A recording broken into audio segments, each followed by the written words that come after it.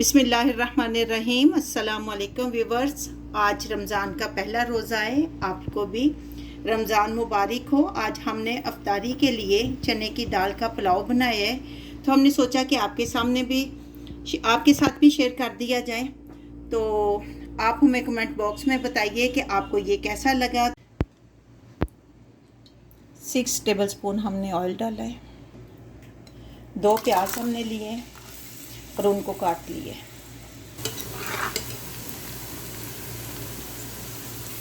अब हम इसमें 2 टेबलस्पून पानी डालेंगे। इससे प्याज सॉफ्ट हो जाते हैं और कलर अच्छा आ जाता है। 1 टेबलस्पून ज़ीरा लिया है, दालचीनी के 2 पीस लिए हैं, लौंग 8 से 10 लिए हैं, 2 बादियान के फूल हैं, 2 लेमन जो हैं वो ड्राई किए हुए हैं, 2 तेज़पात हैं और 2 ही बड़ी इलायची और 1 हमने पीस लिया है मैगी का। इन सब मसालों को हम डाल देंगे।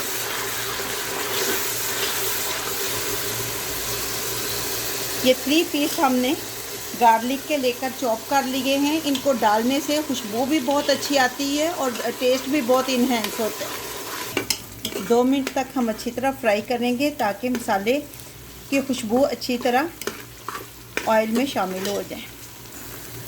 2 टमाटर लेकर हमने उनको काट लिए और ये सब्ज़ मिर्चें भी हमने साथ ली हैं और उनको काट लिया है। अपने टेस्ट के हिसाब से आप कम या ज़्यादा कर सकते हैं। 1 टेबलस्पून नमक डालेंगे हम, अपने टेस्ट के हिसाब से आप कम या ज़्यादा कर लेना। अब तो वैसे पता भी नहीं चलना कि रमज़ान है और हम अफ्तारी के लिए ये राइस बना रहे हैं। 2 मिनट तक हम इनको अच्छी तरह फ्राई करेंगे।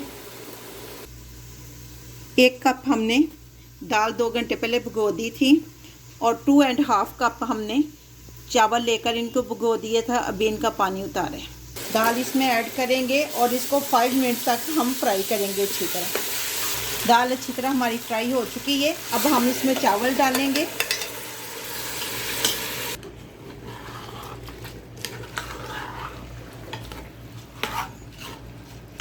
अफ्तारी में टाइम कम होते हैं, कुकर में बनाओ तो जल्दी बन जाते हैं। पानी हमने इतना डालना है कि हमारे चावल जो है ना वो डूब जाए। बहुत ज़्यादा पानी नहीं डालना, ना ही कम होना चाहिए, बस इतना हम पानी डालेंगे। और अब हम कुकर को बंद कर देंगे और 15 मिनट्स तक कुकर को बंद रखेंगे। इसके लिए ये ज़रूरी नहीं है कि सीटी आएगी तो तब, अभी यानी जब बंद करेंगे ओनली 15 मिनट हम इसको बंद करके रखेंगे, फिर फ्लेम को ऑफ़ कर देंगे। ये लें जी, 15 मिनट हो चुके हैं। कुकर को हमने खोल लिया है। अब हम इसको डिश आउट करेंगे। ये लें जी, चने की दाल का पुलाव बनकर तैयार है। आप भी बनाएं। उम्मीद है कि आपको ये रेसिपी बहुत अच्छी लगेगी। तो आप हमें कमेंट्स करके बताइए कि आपको ये रेसिपी कैसी लगी। हमने तो इफ्तारी के लिए बनाई है, तो आप भी बनाएं और इन्जॉय करें।